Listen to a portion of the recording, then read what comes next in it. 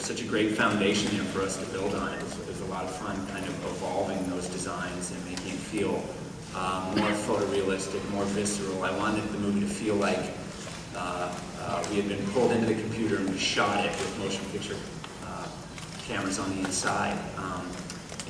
As far as 3D goes, this film just seems perfectly suited to it. We used the new generation of the fusion camera system developed by James Cameron. We used a newer generation camera than Cameron used on Avatar, the Sony F35, and it just creates such a beautiful image. And I'm really happy with the decision to go 3D because it is a lot more work. It does cost more, especially when you do it the way we're doing a true 3D movie shot with 2 cameras. All the visual effects are finished for both eyes.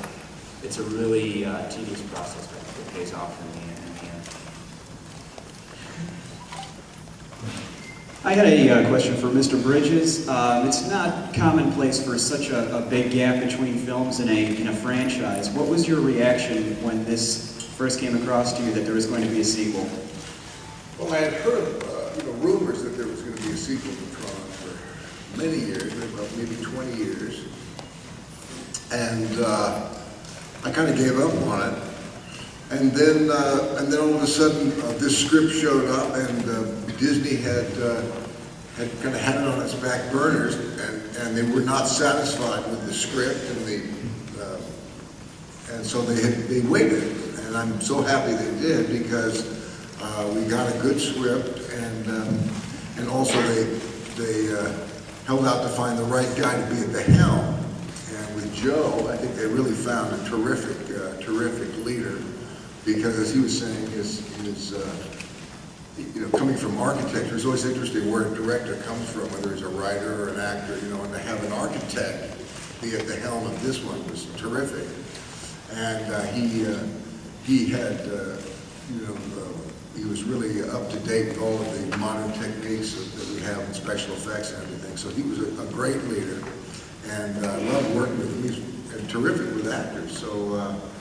When we got all that package together and they presented it to me, I said, "Oh, this sounds like something I would love to do." And it also, just like the first one, it tickled the kid in me, to be sucked inside a computer, and play with all the new toys that we have available to us, and that kind of cutting edge, be involved in some cutting edge was very exciting. I have a question for Adam Horowitz and Eddie Kitsis. The original Tron is known more for its visuals than its story. So when you're writing a screenplay, how do you try to write a script that isn't overpowered by visual effects? Through fear.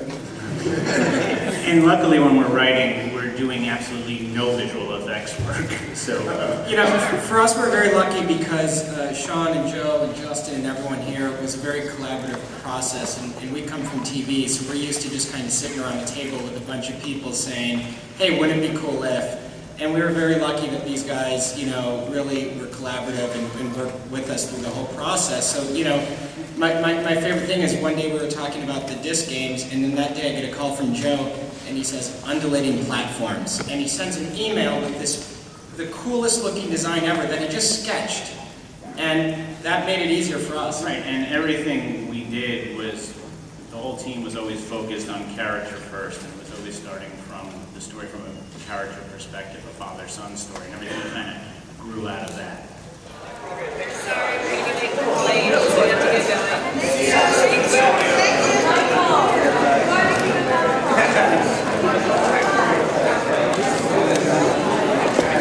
right. I got a picture of me.